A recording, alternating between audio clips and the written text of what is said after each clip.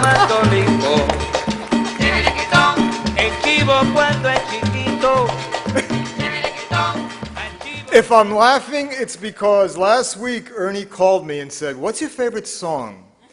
I have like 19,000 songs on my iPod, and so luckily he hadn't called me a half hour earlier because I'd been listening to Teenage Lobotomy by the Ramones, which I love a lot.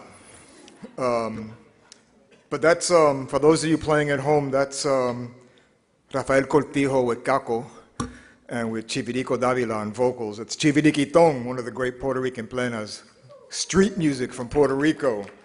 Although Caco lived in the Bronx, La Tierra Prometida. Whether that promise was fulfilled is another story. There was a picture of Clemente that I took, the Clemente statue, the first statue of a Puerto Rican in New York City, unveiled 2 months ago. So if I may take a page from Roberto Clemente, the great one, y decir algo en español primero a mis padres, a Pedro y Lilian, que sacrificaron todo para sus hijos, le doy mi gracia. Para mami que está en Virginia y papi que está en la gloria, le debo todo. A mis hijos, Paloma y Sebastián, un abrazo. Y a mi querida esposa Elena, un abrazo y un beso, por supuesto.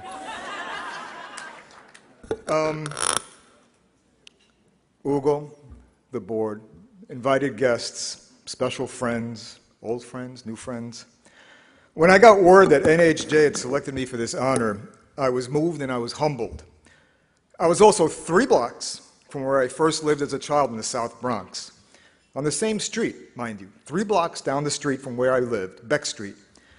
And all I could think of was, here I am being honored for a career spanning 30 years, 3 decades, and at all that time I'd managed to get only 3 blocks from where I started out. Pues así es la vida, tú sabes. But you know, there really was something sweet about being in the South Bronx when I got the news. I'm one of those generation of Boricuas, I'm 56, and our parents raised us, a lot of us, to measure our success by how far away we got from where we were born. To move forward, to move away, to not look back. Because after all, in that time, the Bronx estaba quemando. It was burning up, it was chaos, it was crazy. Things looked bleak. The official motto of the Bronx is "Ne cede malis," do not yield to evil. But to my parents' generation, it was "Sal si puede," get out if you can. Now, maybe I was a malcriado, but as a journalist, I've done the exact opposite. In my career, I've returned to the South Bronx and to other South Bronxes around the U.S. and around the world, finding stories that told us about the world by just looking around the block. Even when I was overseas, I was fascinated by the daily life of people in corners of Guatemala or Haiti or Nicaragua, seeing in those places reminders of what we had endured in the Bronx, to look at the human part of the equation, to look at the faces, hear the voices of those affected by policies and events that are decided far away from there. One of the great lessons from that era was one that I learned as a reporter, how people came together to push communities forward, to demand respect and dignity, to show that even in the bleakest landscapes, lives were lived, people moved forward against the odds, but with faith and with pride. People like Astín Jacobo, there was a photograph of Jacob up there, Father John Flynn, Dalma de la Rosa. These people showed me that on the streets of my childhood, the very streets my family fled, there were people who stayed behind, who banded together, and who helped each other. And that's the big lesson, that none of us succeeds alone. That's true in my career. I didn't set out to become a journalist. I started out to be a doctor. My parents wanted me to be a priest for a while, and that was cool until I hit puberty, and then me cambié de mente. But in college, I became obsessed with photography. It was pure luck. But I did have the even further good luck to meet Juan Fuentes, the legendary editor of El Observador, a hell-raising Puerto Rican newspaper in Hartford. He's the first person who encouraged me to take myself seriously as a photographer. He made me pick up a notebook and take notes because he says, "But chico, tú sabes que tú tienes que escribir la historia también. No podemos solo usar foto. We have to run stories. We can't just run your pictures." And he was irascible. I mean, I thought for the first 6 months of dealing with him that my name was not David Gonzalez, pero muchacho, deja de fastidiar y ponte a trabajar. Efraín back there from Hartford knows one. He knows I speak truth. Similarly, the late Thomas Johnson, a pioneering African-American journalist, encouraged me to go to journalism school. I mean, listen, man, my father was a handyman. I come from a long line of handyman. If I wanted to become a handyman, I could have gotten hooked up real good. But journalism, I knew nothing about. Tom Johnson got me to think about journalism professionally. Tom passed away a few years ago. He sent me off to journalism school with confidence, but also with no illusions about what to expect in this business as a Latino or as a minority, if you will, although the word minority these days is, in a place like New York, especially the Bronx, is meaningless at this point. But he gave me a clear roadmap. When I got to Columbia, people like Karen Rothmeyer put up with my impatience and taught me how to write. And then Penn Kimball did me the biggest favor of them all. He sent me right back to the South Bronx as my beat when I was in graduate school. He made me go back to the place that I'd left. And that was one of the biggest things he did for me. The real big thing he did for me was he got me a job at Newsweek when I graduated.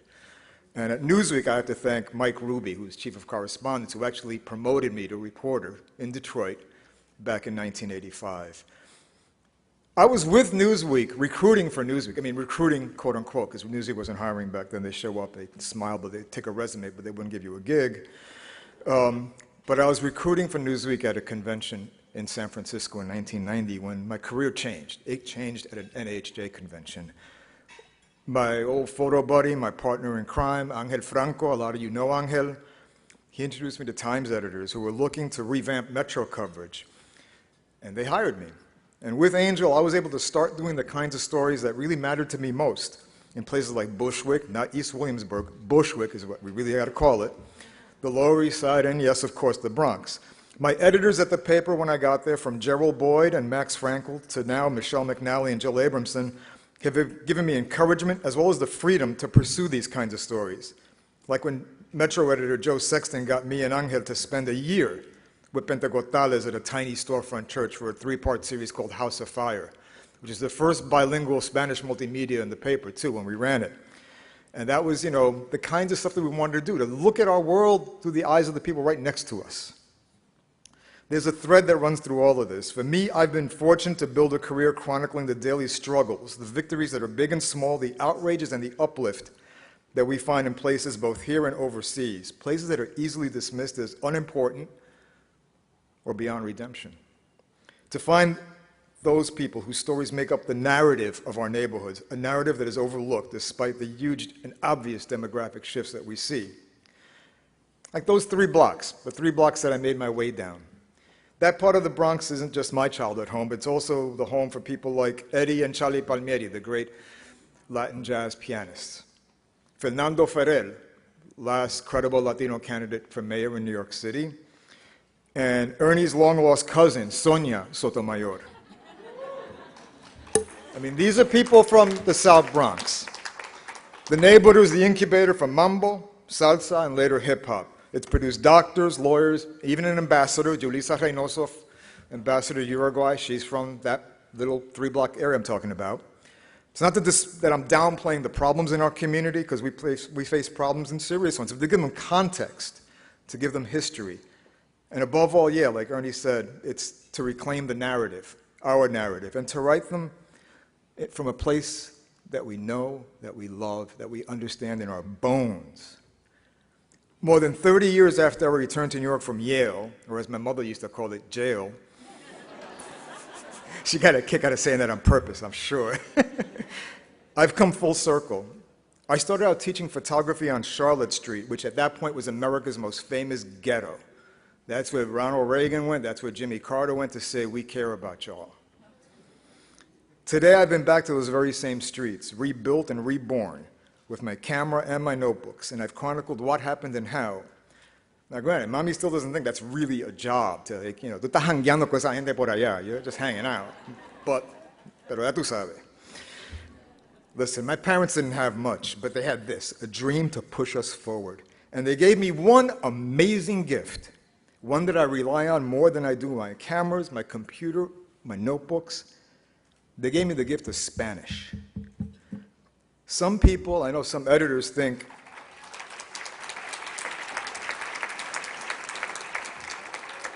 that the fact that we speak Spanish is some happy accident of birth.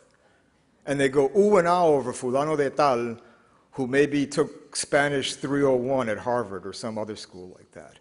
And yet those of us who were raised with this language, who were raised biculturally, who know several languages and several cultures and maneuver through them like fish in water, somehow that's just an accident. No, it's not an accident, it's a skill.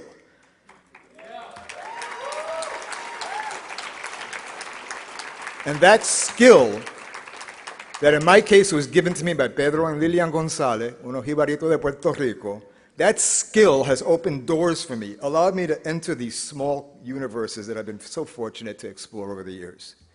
I've been lucky.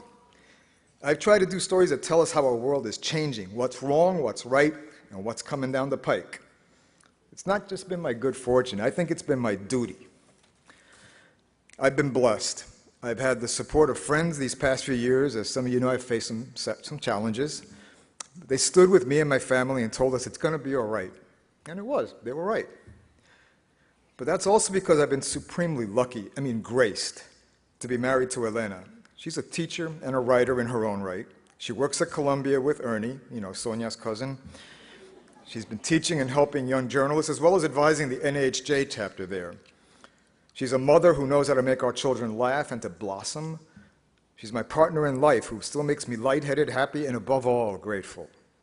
She challenges me to be the best person that I can be, to keep going when things got rough. She's the bond that keeps our family together, and I tell you, I'm not being metaphorical or symbolic or dramatic when I say I would not be standing here had it not been for her love and support. I want to tell you, thank you for your vote of confidence in me. Listen, I had a photo opening this year where we had like Annabella Shora, Ken Swift, Babito Garcia, and Africa Bambaataa show up to our opening. There was a line down the block like they were giving out free cheese. I thought, this is it. This is the best part of my year. And I was wrong. Today is. This award caps a year of dizzying highs. But it gives me the renewed energy to continue what I started 3 decades ago, 3 blocks down on Beck Street. 3 decades. 3 blocks. At this pace, by the time I mark half a century, I'll have gotten to Prospect Avenue where my cousin Tito used to live. And that's all right. I'm happy doing that because there's another world to explore just in those next 2 blocks. Thank you very much. God bless you.